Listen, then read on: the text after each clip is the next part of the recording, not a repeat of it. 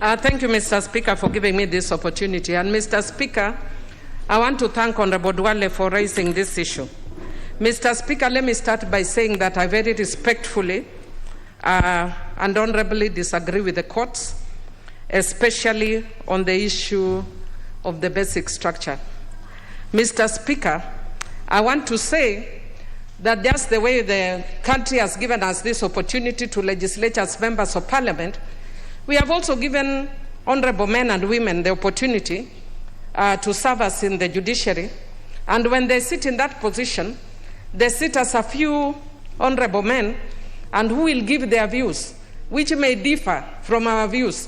And I speak with authority, Mr. Speaker, as also a lawyer. And as a lawyer, I can say I can disagree with them respectfully. That does not mean I disrespect the judiciary. Mr. Speaker, I listened to Honorable Mbadi on my way here, and I want to agree with him that any arm of the government can actually be autocratic. And we must always guard and ensure that none of them goes way above what the powers that they have been given in the Constitution. You should not go against your powers. The president can't go against his powers, neither can the judiciary, Mr. Speaker. And I think when the judiciary goes against their powers, there are people who want us to walk stealthily around them like they are sacrosanct, they are God. The only person I do not challenge is God. When I agree with the judiciary, I speak very clearly because they are not God.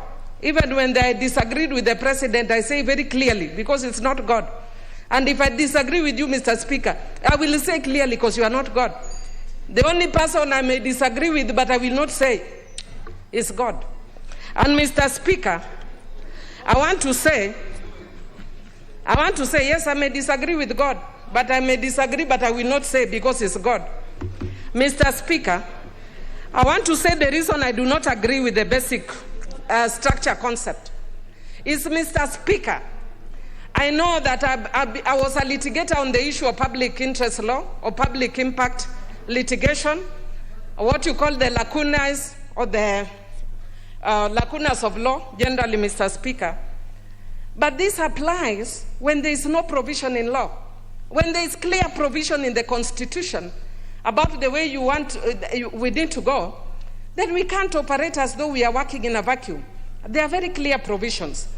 But assuming even the basic concept principle was correct, Mr. Speaker, that the Constitution has a structure that we must adhere to, then in international law, it is already stated, Mr. Speaker, and our Constitution in Article 2.5 already provides that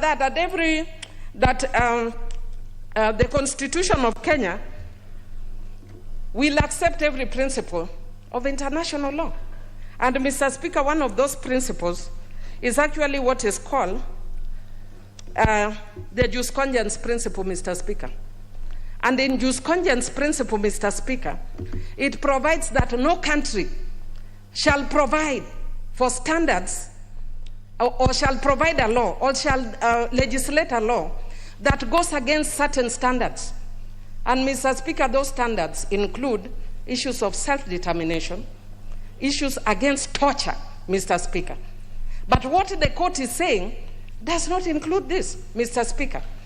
And we don't even need the judiciary to go that way, because those jus cogens principles raise what we call erga omnes obligations, which are obligations that will emanate from every country against Kenya if we were to make those decisions.